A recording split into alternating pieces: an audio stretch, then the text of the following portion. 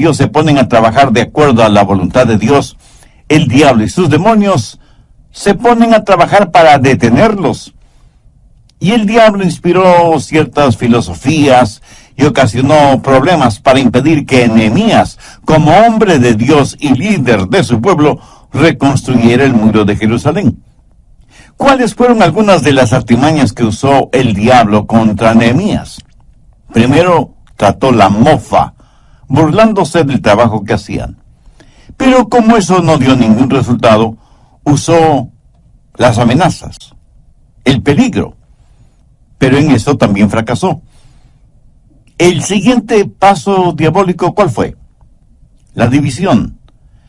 Dividir a la gente en su manera de pensar y de sentir. Y justo en la mitad del programa de reconstrucción hubo división por asuntos financieros. Nehemías capítulo 5, los 5 primeros versos.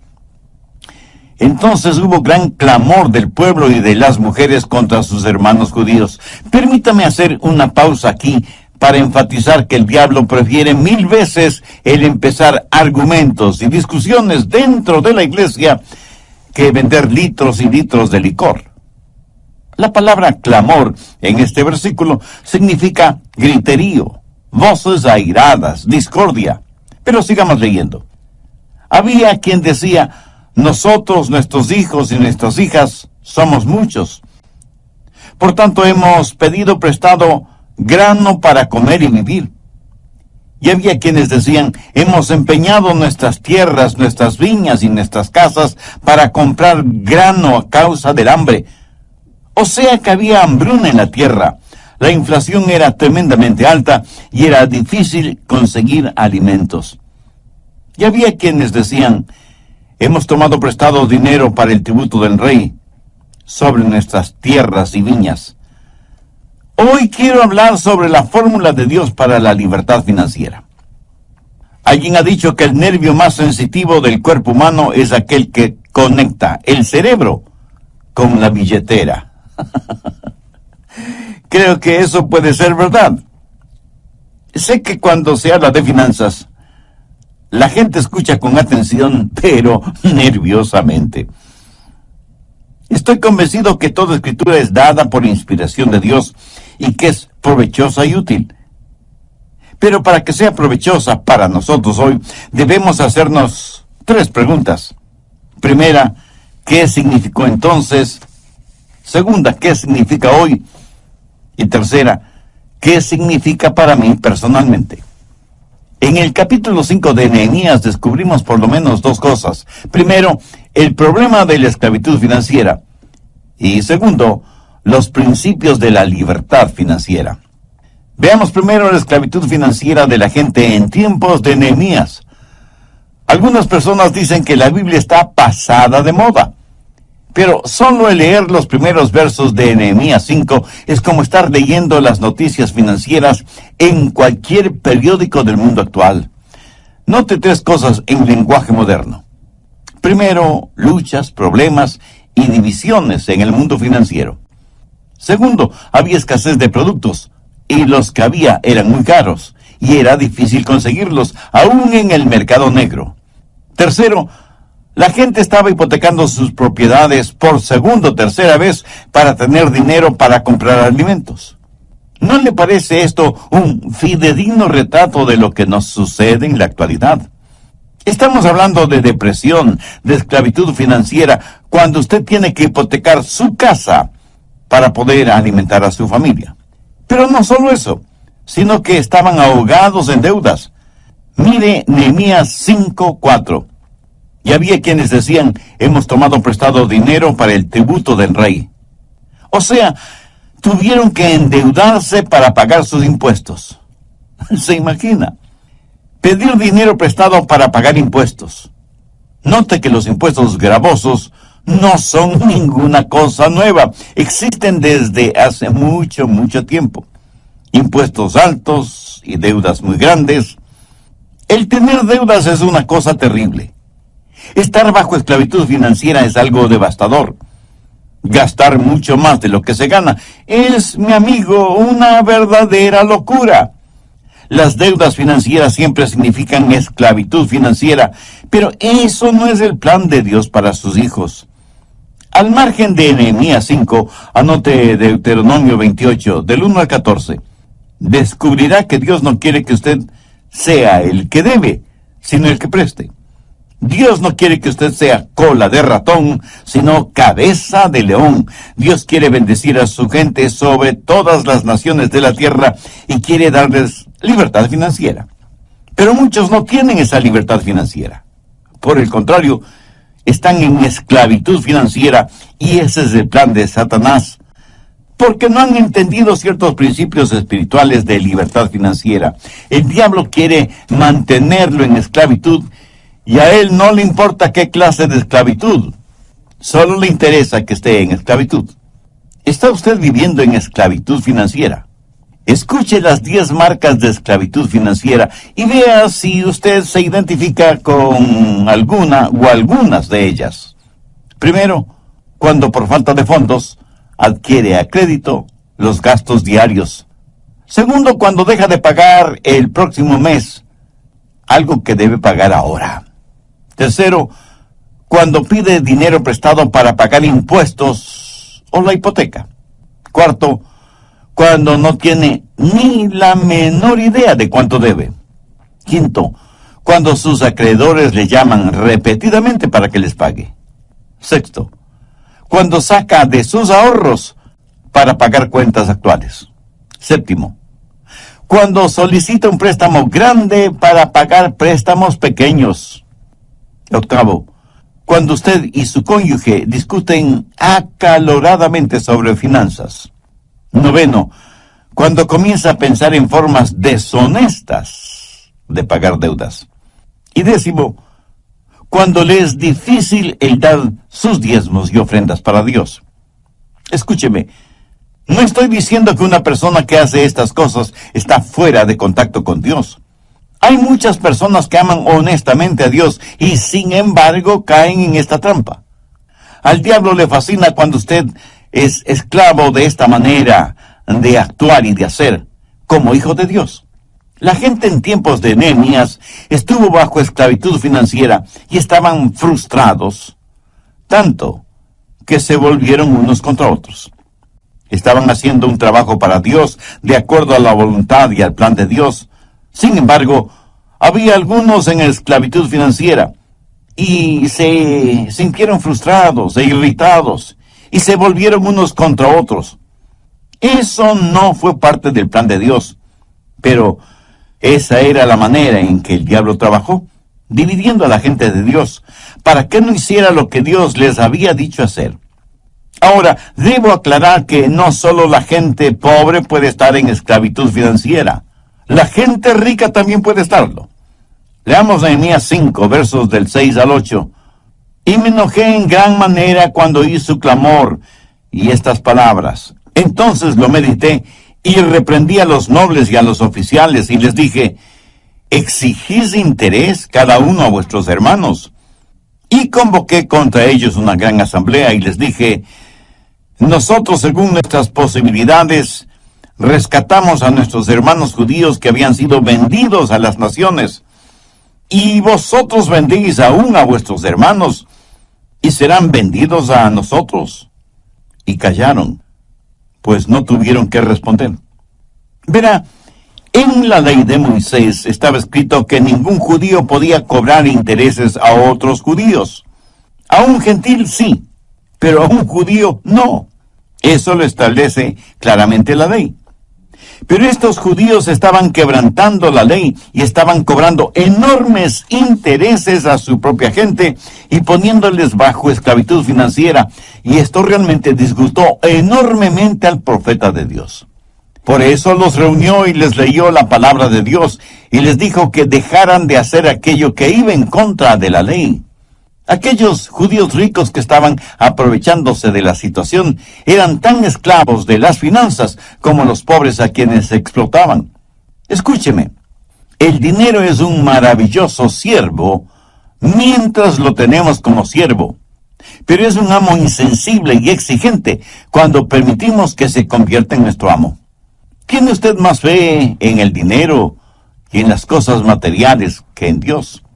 Si su respuesta es afirmativa, usted está en esclavitud financiera, y esa es la peor clase de esclavitud que puede experimentar un hombre o una mujer. Si usted quiere saber cuán rico es, sume todas las cosas que el dinero no puede comprar y que la muerte no puede destruir. Eso, mi amigo, eso es genuina y verdadera riqueza. Tiene ambiciones y metas en su vida que no están encuadradas dentro de la voluntad de Dios.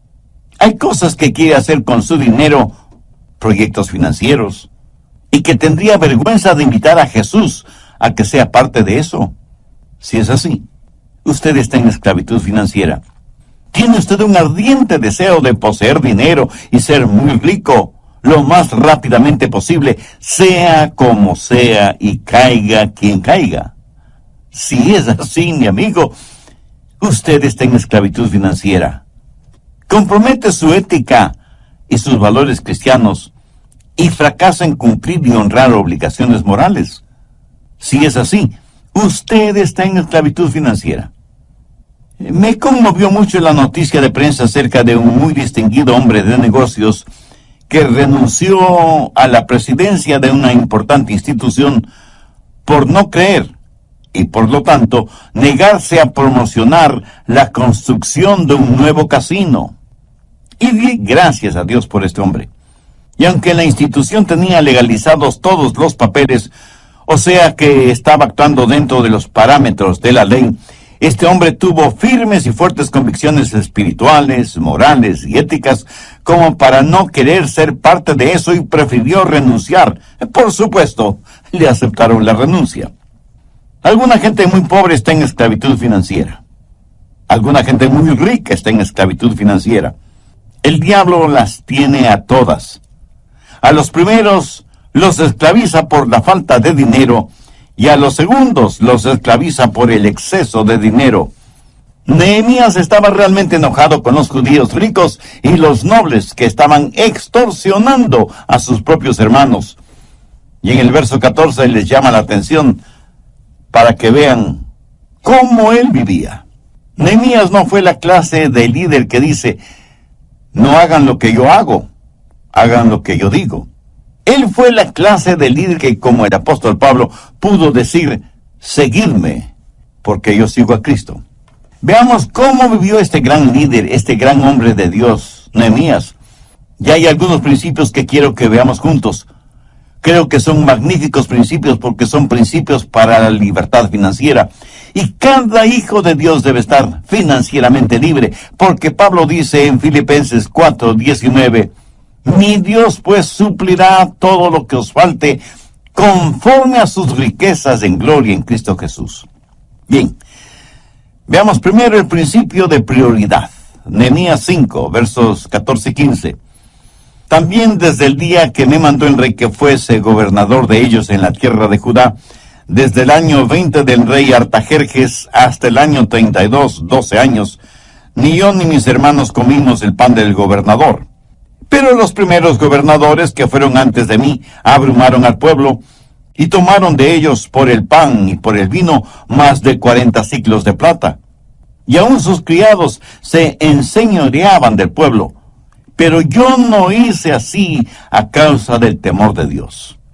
Aquí Nehemías dice que, habiendo sido nombrado gobernador de ese territorio por el mismo rey Artajerjes, tenía todo el derecho de cobrar impuestos al pueblo para cubrir sus necesidades personales. O sea, tenía derecho a un salario, tal y como los anteriores gobernadores lo habían hecho.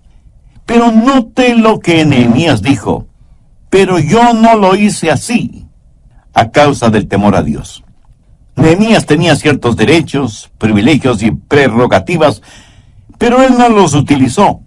Él se rehusó a tomar lo que por derecho le pertenecía, por temor a Dios. ¿Qué quiso decir con eso? Que estando en tal estado de emergencia y habiendo tantos problemas, él estaba decidido a olvidarse de sus derechos, a fin de que Dios fuera glorificado. En otras palabras, él estaba poniendo a Dios primero. Tenía sus prioridades en orden. Dios es primero sobre todas las cosas. Mi amigo, mi amiga, ¿Está usted dispuesto a hacer lo mismo? ¿Dispuesto a poner de lado sus derechos financieros y darle el primer lugar a Dios? ¿Desea usted libertad financiera? Pues mire lo que Jesús dice al respecto en Mateo 6:33. Mas buscad primeramente el reino de Dios y su justicia, y todas estas cosas os serán añadidas. El Dios Todopoderoso no trabajará desde un segundo lugar. Y mientras usted tenga su negocio, sus planes, sus deseos, su familia, sus ambiciones como cosa prioritaria en su vida, nunca tendrá libertad financiera.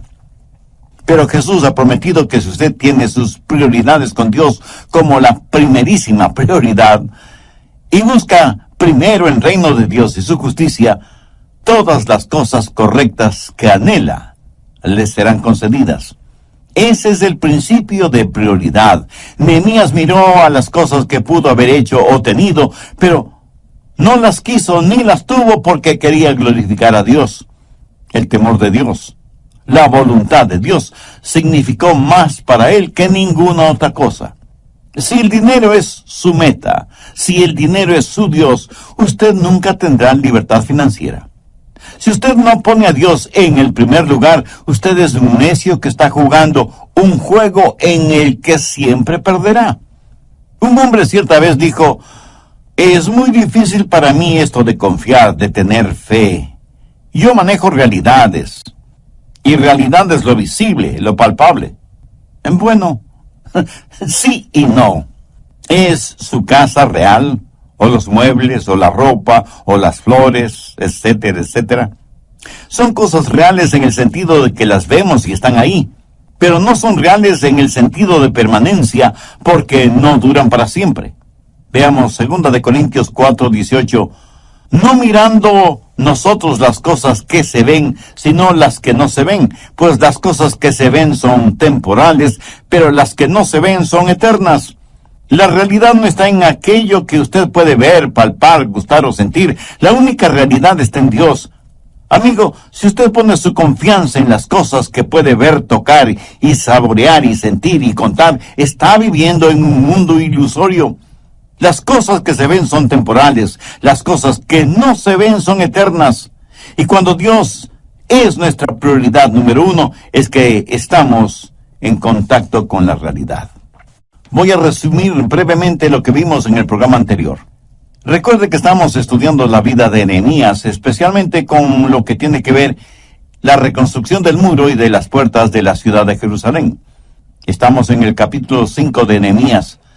No se olvide que él era gobernador en el reino de Artajerjes en Persia y había escuchado de labios de aquellos que venían desde Jerusalén cómo la muralla y las puertas de la ciudad estaban destruidas. Nehemías, siendo un judío y hombre de Dios, sintió que su responsabilidad era hacer algo por su ciudad. Y como líder, convocó a los judíos para que le ayudaran en esa tarea. ¿Cómo vivió este gran hombre de Dios y extraordinario líder? En su vida hay algunos principios que quiero que los veamos juntos, porque creo que son magníficos principios para la libertad financiera. Y al término del programa anterior vimos el primer principio, el principio de la prioridad, o sea, tener como primerísima prioridad a Dios. Ni posición política, ni bienes materiales, absolutamente nada debe ocupar ese primer lugar que solo le pertenece a Dios. Y aunque Nehemías prestaba sus servicios como gobernador en un reino terrenal, era súbdito de un rey y un reino celestial. Entonces, el primer principio fue el principio de prioridad. Segundo, el principio de industriosidad o de laboriosidad. Nehemías 5:16. También en la obra de este muro restauré mi parte. Si su meta es tener suficiente dinero en el banco para no tener que trabajar más, es que no ha entendido de qué se trata la vida.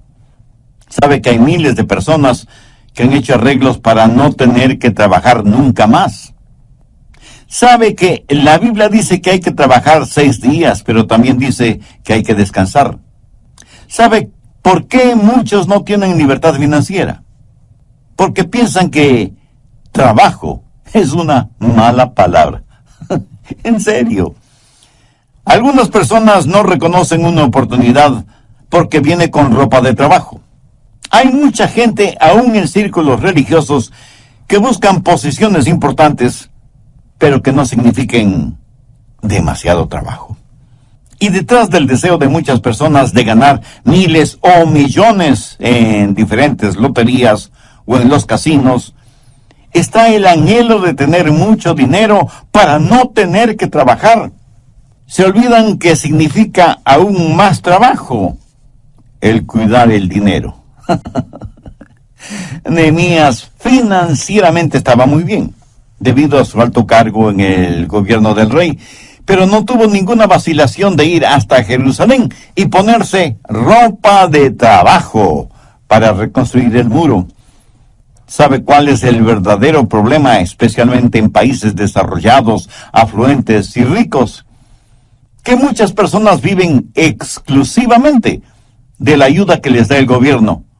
Y como reciben dinero sin trabajar, piensan que serían unos verdaderos tontos si buscaran trabajo, porque el gobierno dejaría de darles lo que les da.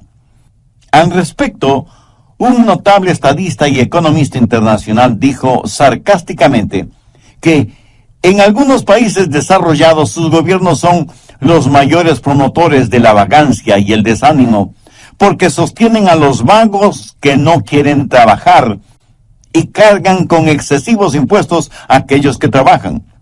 Y para poder mantener a los primeros, tiene que meter la mano en los bolsillos de los segundos. Bueno, sin comentario alguno. En el nivel económico usted no puede legislar para que la gente tenga libertad financiera. Las leyes no pueden sencillamente decretar que se termine la pobreza, quitando a los ricos lo que tienen para dárselo a los pobres, porque a la larga sucederá lo siguiente. Los pobres llegarán a ser ricos y por supuesto los ricos llegarán a ser pobres. Entonces habrá que quitarles a los nuevos ricos para poder dárselo a los nuevos pobres. Y ese es un círculo vicioso ad infinitum. No se puede multiplicar la riqueza dividiéndola. El gobierno no puede dar nada a nadie sin antes haber quitado a los demás algo de lo que tienen y en el proceso haber guardado algo para sí mismo. Aquello que un hombre recibe sin haber trabajado, otro hombre trabajó y no recibió la totalidad de su trabajo porque le quitaron para darle al que no trabajó. No hay nada que pueda desanimar más a un ser humano que esta situación, la cual mata toda iniciativa, todo intento de superación, todo afán de progreso. Alguien muy sabiamente dijo que el progreso de un individuo significa, primero, el progreso de su familia, segundo, el progreso de su ciudad y tercero, el progreso de su país. ¿Por qué nadie querrá esforzarse si el fruto de su trabajo va a servir para mantener a vagos y ociosos profesionales? El principio de la libertad financiera empieza con trabajo, seguido de industriosidad o laboriosidad. ¿Qué es lo que hizo Nehemías? Primero puso a Dios en primer lugar. Segundo, puso manos a la obra. No tuvo ningún temor de ponerse la ropa de trabajo y ensuciarse las manos. Tercero, el principio de integridad. Nehemías 5:16. También en la obra de este muro restauré mi parte. Y no compramos heredad. ¿Qué es lo que está diciendo Nehemías? Este era un tiempo de depresión económica, pero Nehemías tenía una muy importante cuenta bancaria. Aprovechando las circunstancias, él pudo haberse enriquecido muchísimo invirtiendo su dinero en bienes raíces. Pero no lo hizo. Recuerde que no todo lo que es legal es correcto. Nehemías rehusó el sacar ventaja de los problemas de los otros y no quiso saber nada de hacerse rico, aprovechando la necesidad y la angustia de los demás. Busque Proverbios 28:20. El hombre de verdad tendrá muchas bendiciones, mas el que se apresura a enriquecerse no será sin culpa. ¿Es usted honesto aunque le cueste financieramente. ¿Es usted capaz de vivir, actuar, hacer todo con integridad? Nehemías fue esa clase de hombre. Practicó el principio de prioridad al poner a Dios primero en todo.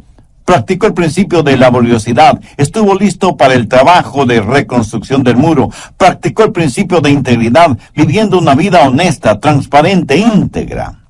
Cuarto, el principio de generosidad. Nehemías 5:17.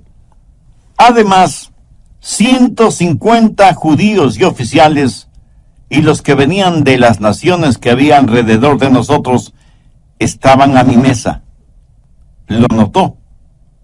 Es casi increíble. 150 personas a la mesa.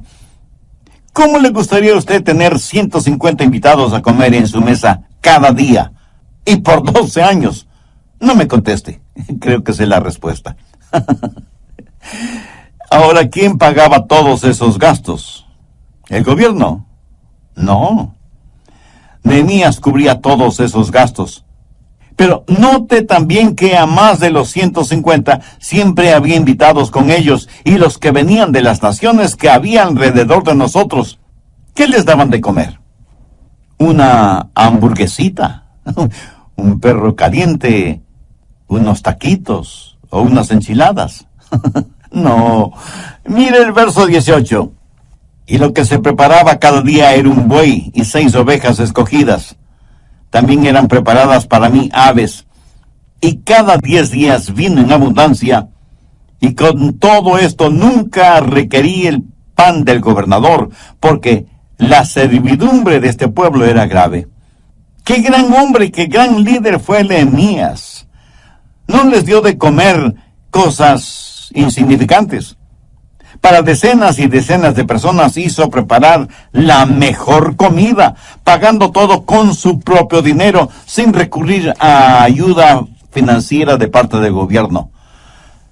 Obviamente, Nehemías debió haber sido un hombre muy rico. Pero el asunto importante es que él había aprendido lo que cientos de años después dijera el apóstol Pablo: más bienaventurado es dar que recibir. Y no faltará quien me pregunte: pastor, ¿de dónde sacó Nehemías tanta riqueza? La respuesta es simple, pero no simplista. Dios le dio esas riquezas. Y seguro que esos ocupaba el primer lugar. Nehemías fue un líder que, aunque era muy importante en el reino de Artajerjes, dio ejemplo de laboriosidad, trabajando junto a los demás en la reconstrucción del muro de Jerusalén. Además, fue un verdadero hombre de Dios que vivió con absoluta integridad. Por lo tanto, no debe asombrarnos que Dios le colmará de bendiciones materiales. De alguna manera, Nehemías practicaba lo que el Señor Jesús diría siglos más tarde: dad y se os dará. Medida buena, apretada, remecida y rebosando, darán en vuestro regazo. ¿Sabe? Nadie puede dar más que Dios. Y Nehemías sabía eso. Y porque Dios fue generoso con él fue generoso con los demás. Busque 2 Corintios 9:6. El que siembra escasamente, también segará escasamente. Y el que siembra generosamente, generosamente también segará. Si usted es agricultor y quiere solo una pequeña cosecha, sembrará muy pocas semillas. Pero si quiere una gran cosecha, sembrará muchas semillas. Esta es una ley divina inmutable que se puede aplicar en todos los aspectos de nuestras vidas. Cosecharemos aquello que hemos sembrado, tanto en calidad como en cantidad. ¿Tiene interés en saber cómo dar? Bien, hablemos de generosidad. Voy a darle 7 principios de generosidad espiritual. Primero, Dios sabe nuestras necesidades. ¿Está de acuerdo con eso? Muy bien. Segundo, Dios hace provisión adecuada. Él sabe cuánto va a poner a nuestra disposición, porque como Él sabe todas las cosas, sabe exactamente qué y cuánto necesitamos. Tercero, Dios se complace en dejarnos saber lo que Él quiere que hagamos. Hay alguien que piensa que Dios nos dice que debemos hacer su voluntad, pero rehúsa en revelarnos cuál es su voluntad. Dios sabe cuál es la necesidad y cuánto de esa necesidad la va a solucionar por nuestro intermedio. Cuarto, Dios nos capacita en forma suficiente para que podamos hacer lo que Él nos guía para que hagamos. Nos pedirá Dios que hagamos algo que no podemos hacer. Por ejemplo, ¿cree usted que Dios me pediría que salte sobre un edificio de 10 pisos cuando Él sabe que no me ha dado la habilidad atlética como para saltar ni siquiera una valla de 1 metro de altura? Escuche, cualquier cosa que Dios me pide que haga, Él me dará la habilidad y la capacidad para hacerla. En cualquier labor o responsabilidad, Dios me mostrará cuál es la parte que Él quiere que yo haga, y Él mismo me capacitará para que yo pueda realizarla. Quinto, Dios nos pide que demos de aquello que Él nos ha dado. Cuando doy de los ilimitados recursos de Dios, en vez de dar de mis muy limitadas finanzas, todo lo que tengo que hacer es saber que Dios quiere que lo haga. Si Dios me dice, Adrián, quiero que des $10,000 a determinada organización cristiana, yo probablemente tragaré saliva 10,000 veces, pero le puedo asegurar lo siguiente: si Dios me dice que done $10,000, Él tendrá que dármelos para cumplir ese propósito, y Él me los dará, si es que soy un cristiano que vivo en el Espíritu y camino en integridad. Sexto, dar generosamente requiere el poder de Dios. Usted no puede hablar de este tema con los no creyentes. A veces es difícil hablar de esto hasta con los creyentes, se lo aseguro. El dar generosamente solo es posible cuando dejamos que la presencia y el poder de Dios estén presentes. Cuando una persona dice, bueno, veamos, tengo que pagar el arriendo, el agua, la luz, el teléfono, la pensión de los muchachos, las compras semanales, pagar algo de las cuentas que debemos, pues casi no me queda nada para darle a Dios. Mi amigo, mi amiga, ¿qué de espiritual tiene una actitud así? Creo que hasta los ateos podrían ser más generosos. Esta clase de generosidad espiritual solo es posible cuando nos humillamos delante de Dios y le preguntamos qué es lo que Él quiere que nosotros hagamos. Y cuando Dios revele eso en nuestro corazón, le agradecemos porque Él nos capacitará para hacerlo. La verdadera generosidad siempre glorificará a Dios y hará que el creyente crezca. Yo creo que esa fue la clase de generosidad que Nehemías practicó. ¿Por qué? Porque él estuvo en contacto con Dios día tras día. Lo mismo estando en el palacio que estando en la muralla. Cuarto, el principio de dependencia. Nehemías 5:19. Acuérdate de mí para bien, Dios mío, y de todo lo que hice por este pueblo. ¿Cree usted que Dios se olvida de su generosidad? De ninguna manera. Nehemías dependía de las promesas de Dios. Para su recompensa, él no estaba confiando en ningún hombre. Dependía de Dios para sus necesidades y porque había puesto a Dios como prioridad número 1 en su vida. También tenía la confianza como para acercarse a Dios y pedirle sus bendiciones. Salmo 35:27. Canten y alégrense los que están a favor de mi justa causa, y digan siempre, sea exaltado Jehová, que ama la paz de su siervo. Este es un versículo maravilloso. Dios debe por siempre ser exaltado y magnificado, porque Él se alegra y se goza en la prosperidad de sus siervos. Si usted es una persona honestamente próspera, Dios siente satisfacción por su prosperidad. Dios no quiere que usted viva en esclavitud financiera. Él quiere liberarlo de esa esclavitud. Estos principios, el de la prioridad, el de la laboriosidad, el de la integridad, el de la generosidad y el de la dependencia, si los pone diariamente en práctica, le puedo asegurar por experiencia propia que revolucionarán su vida espiritual y su vida financiera. Si usted aún no es un hijo o una hija de Dios, sabe que puede hacer esa decisión ahora mismo. Le invito a hacer una sencilla oración como la siguiente.